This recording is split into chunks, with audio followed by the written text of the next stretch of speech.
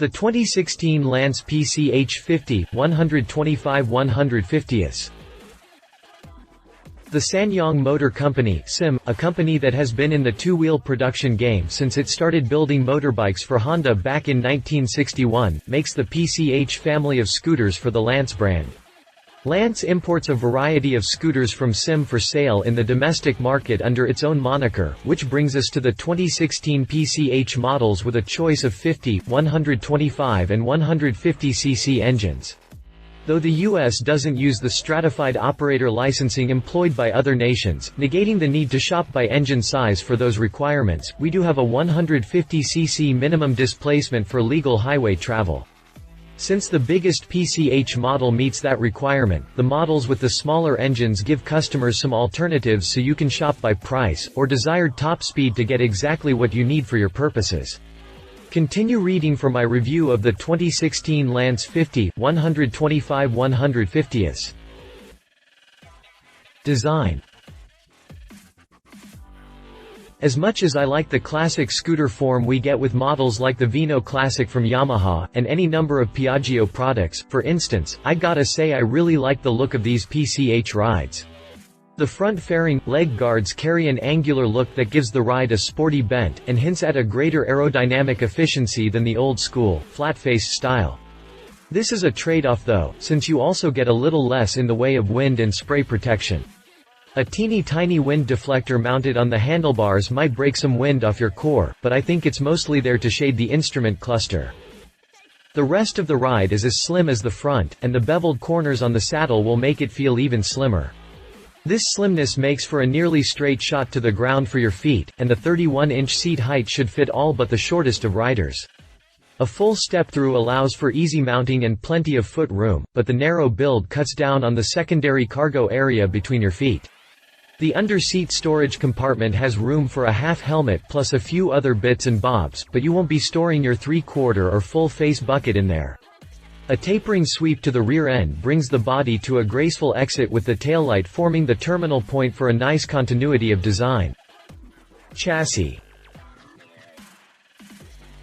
A tubular steel underframe forms the bone structure, a design far superior to the unibody approach in my opinion since the body panels are not structural, and can be easily replaced if damaged.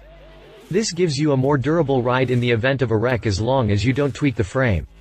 Telescopic front forks float the front end in a right-side-up layout with bellow gaiters to protect the fork seal, and a coil-over monoshock supports the rear off the swing-mount motor assembly. No adjustments in the suspension to speak of, not even a preload adjustment, so what you get is what you got as far as the ride goes. I haven't tested it, but I imagine light riders may find it a little stiff, and heavy riders or two-up riders will find it a tad squishy. Cast aluminum rims mount 12-inch hoops, with a 120/70 up front and a 130/70 in back for a beefy look and decent contact patch. While the tires fit the rest of the design, I think I would rather have 14-inch tires for greater rough road handling and safety, but that's just me. A two-pot piston and anvil caliper binds the 190mm front disc, and a 130mm mechanical drum brake slows the rear. The front caliper also brings a little flash to the front end with a bright red finish that contrasts with its surrounds for a nice, racy touch. Drivetrain. So far, all three models have been identical across the board, but now we get to the point of divergence. The sub-model names round the actual displacement up or down, so we really have a 49cc, a 124cc and a 151cc mill on offer. While there are differences between the engines besides displacement, they all share the same showpiece technology, the electroplated, Ni-6 ceramic cylinder bore plating. This plating hardens and protects the cylinder wall, and serves as a high-tech solution to the old, heavy, iron cylinder inserts. A carburetor handles aspiration on all three air-cooled engines with a capacitor discharge ignition (CDI) on spark control duty. While the 50 and 125 look very similar around the drivetrain area, the 150 uses some beefier-looking drive unit parts and a sportier exhaust shield. All three models come with electric start, but the 50 alone comes with a Kickstarter as an emergency backup, or if you just want to look cool kicking it to life. Now for some important numbers. The 50 puts out 1.9 horsepower at 7,500 revolutions per minute and 1.58 pound-feet of torque at 6,500 revolutions per minute for a top speed that is restricted to 30 miles per hour and gives you 117 mpg.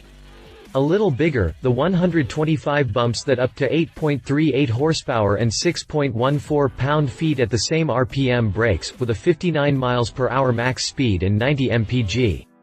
The big boy wink nudge cranks out 10.3 horsepower at 7,500 revolutions per minute, and the torque peaks out a bit earlier with 7.96 pound-feet at an even 6 grand with 87 mpg. Though the 151cc displacement and top speed of 65 miles per hour technically qualifies it for legal highway use, I would be terrified to hit the interstate on it.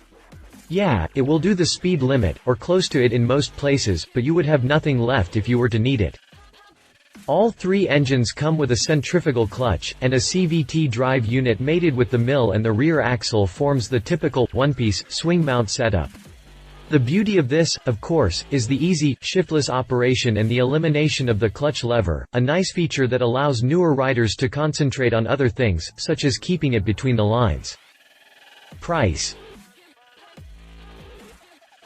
Prices vary mainly based on engine size, with the 50 at $1,499, the 125 at $1,899 and the 150 at $2,199. They all come with a 2-year, limited factory warranty, and in a whole slew of colors. The two smaller models come with a glossy finish, while the 150 sports a matte palette. Competitor. With so many heavy hitters dominating the scooter market, I wanted to go with another little guy, so I picked the V150 from Wolf brand scooters, formerly Gorilla Motor Works. While both brands run with a sporty style, they took different routes to get there. The Lance has an undeniably sporty front fairing, but Wolf takes it up a notch with a longer, and slightly alien-looking, front end. Fairing lowers on the Wolf hint at superbike cowlings while providing a little more leg protection than the vestigial-looking lowers on the Lance.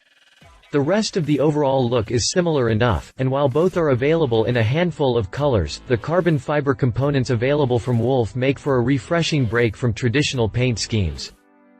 The V150 mil displaces 149.6 cc, just a few cubes short of the 151 cc PCH engine, and only 8.5 horsepower to the Lance's 10.3 horsepower, with a concurrent difference in top speed with a claimed 65 miles per hour for the PCH versus a vague 55 plus mph from Wolf.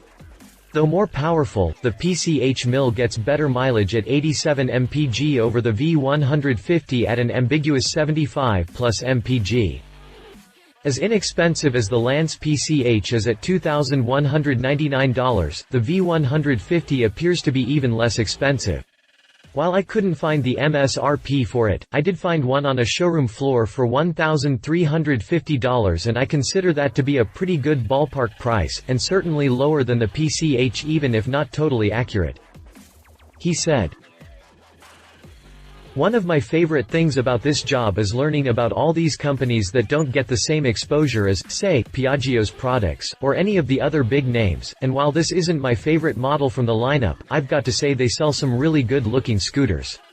As for this one, methinks it would be too skinny for me, since I do ride with a full-face modular helmet and would like to be able to store it out of the weather instead of carrying it inside with me." She said. My wife and fellow writer, Alan Hinton, says, "I agree with my husband on this one. I really like the looks of the Lance scooters, but I need a little more storage space than the PCH models have. A quick look through the accessories catalog doesn't reveal any storage options for the PCH in the manufacturer's site unless, of course, you want to go for the PCH delivery model with that huge top case. Pizza anyone?" Specifications. If you liked this video, please share your thoughts in the comments below and don't forget to hit the subscribe button.